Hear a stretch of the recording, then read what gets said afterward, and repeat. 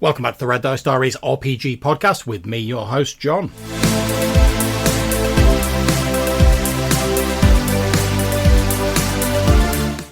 Hope you're all having a great day, and in this episode I'm going to be looking at one of the review books I was sent by the fine people at Lamentations of the Flame Princess. If you're not sure what Lamentations of the Flame Princess is, I believe I did a YouTube video about it a while back. I'll put a link to that in the description.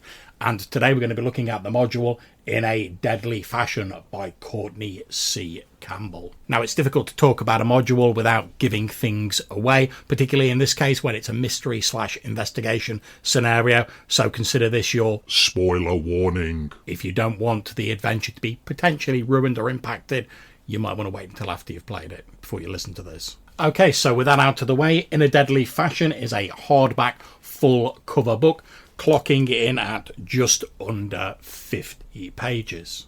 The adventure focuses on Miyuchi Carnivo, who is a renowned creator of garments for the rich and wealthy. And if you know anything about Lamentations, you'll know that they tend to be set in a slightly more sort of realistic, in inverted commas, version of the real world. The author suggests a number of ways that the PCs can become involved in this scenario, and these range from people who have been purchasing Miyuchi's clothing mysteriously going missing or turning up dead, to people behaving strangely, to a relative going missing, or they could become involved in the disappearance/theft of a lavish wedding dress that Miyuchi made for the Countess Serena de Rea's wedding. Pundits claim the dress has an estimated value of 18,000 gold pieces, which, given Lamentations uses a silver standard, that's a pretty hefty wedge by anyone's stretch of the imagination. And you get the normal rumour tables. There's some lovely illustrations in there. And then we move on to a great section about running a mystery, in which the author offers some really useful advice on how to run a mystery scenario in Lamentations. Although I think this would be a great thing for GMs planning to run a mystery scenario in any game, certainly D&D and old school games, but even beyond that, it's really handy stuff, and a lot of it's common sense or stuff you will have heard before. You know, things like don't allow the player characters to flounder about for want of a single clue and stuff like that. But it's nice that it's all in this one place and that it's at the very start of this scenario. So straight away, you know, it's a mystery scenario and you get some advice on how to deal with potential rough spots or sticking points. We then have followed up with a number of full-page spreads concerning the NPCs, and these are dotted throughout the book, starting with Miyuchi Carnivo, who is this barrel-chested man with a significant gut, who is enamoured of macaroni fashion, this very flamboyant, extravagant fashion of huge, towering white wigs, flared waistbands, culottes, that sort of thing. We're told that Miyuchi is desperate, deviant, and rich. And there's also a few sort of hints and pointers which are dealt with in a more concrete fashion later on, that he's joined a strange, bizarre cult that really feeds into his excesses in his deviant lifestyle. We get some handouts ranging from Miyuchi sending a letter directly to the player characters if he knows them, or just to a job advertisement, and these can be handed to the players as suits the need of your particular campaign. And it's nice to have a little handout. It's something the players can look at themselves rather than you just reading them wadges of text. I'm a big fan of that. We then get some details on the disappearance of the Countess's dress, as well as a picture and details on the Countess Serena de Rea herself, what she knows, and also we get a slightly amended reaction table here.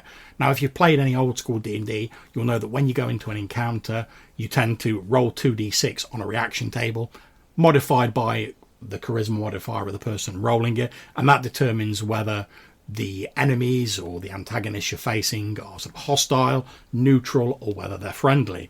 Now, one of the things I love in this book is that the author expands this slightly for dealing with investigative scenarios, where instead of having just those three reactions, you now have hostile, unfriendly, indifferent, talkative, or helpful, Obviously, the higher results being better, the more charisma you have, the more persuasive you have, any modifiers you can stack in your favour, the more likely you are to be able to get people to talk to you.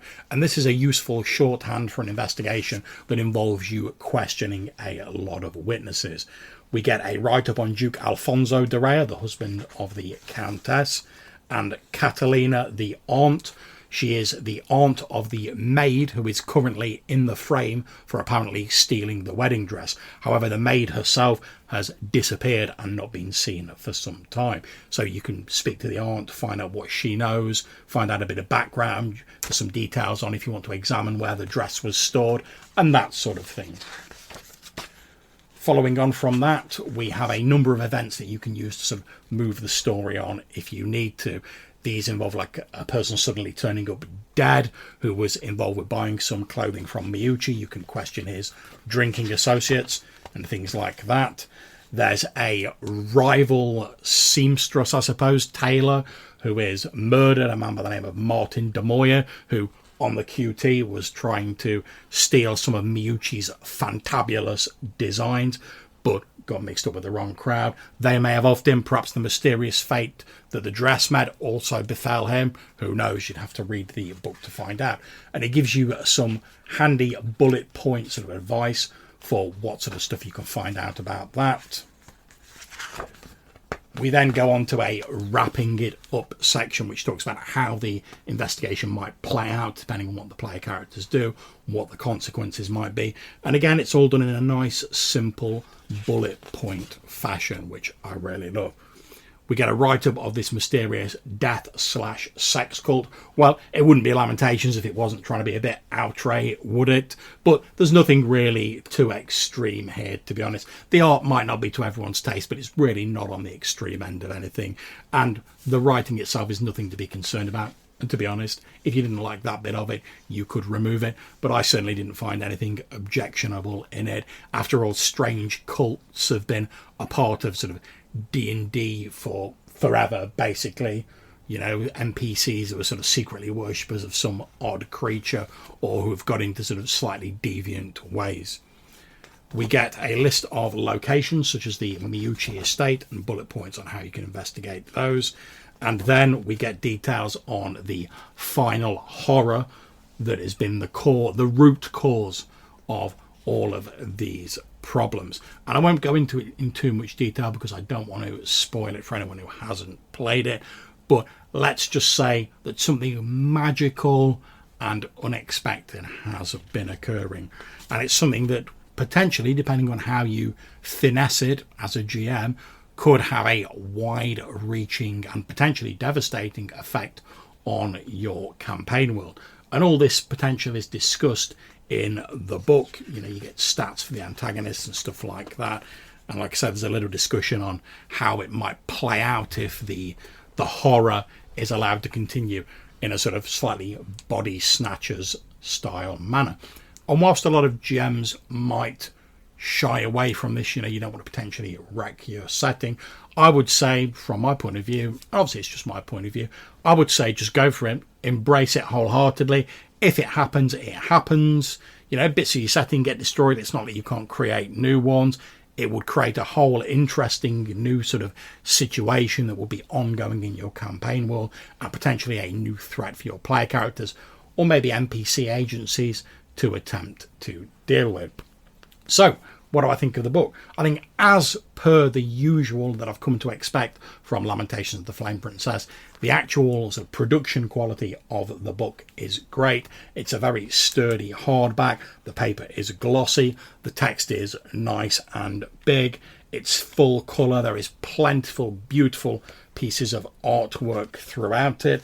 We have a nice contents page, and each sort of double page spread tends to cover a specific subject, so it's quite easy, even if you're just flipping through without using the contents page, to find what you want. They have a nice big title at the top of each double page spread, and each sort of subsection is broken down with a heading, and much of the information is conveyed in bullet points, which makes it very easy to find what you are looking for.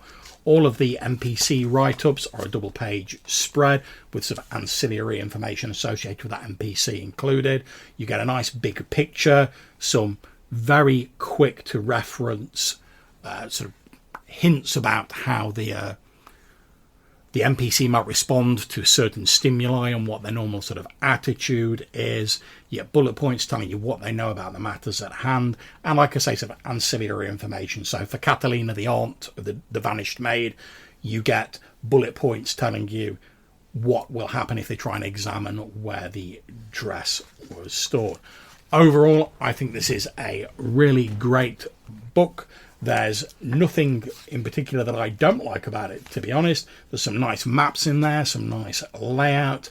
The writing style is informative but not overly given to purple prose. And reading through it is a breezy, fairly quick experience. But there's enough thought been given to the layout that it's very easy to quickly find the bits and pieces you need at a moment's notice, jump to that section and quickly pull out the information you need, which is a real must and a bonus when you're dealing with an investigative scenario where much of the onus is on the player party to guide the speed and direction of the adventure. For instance, they could be talking to Miyuchi and then suddenly they could turn around and go, oh, actually, I want to go and talk to this entirely different person.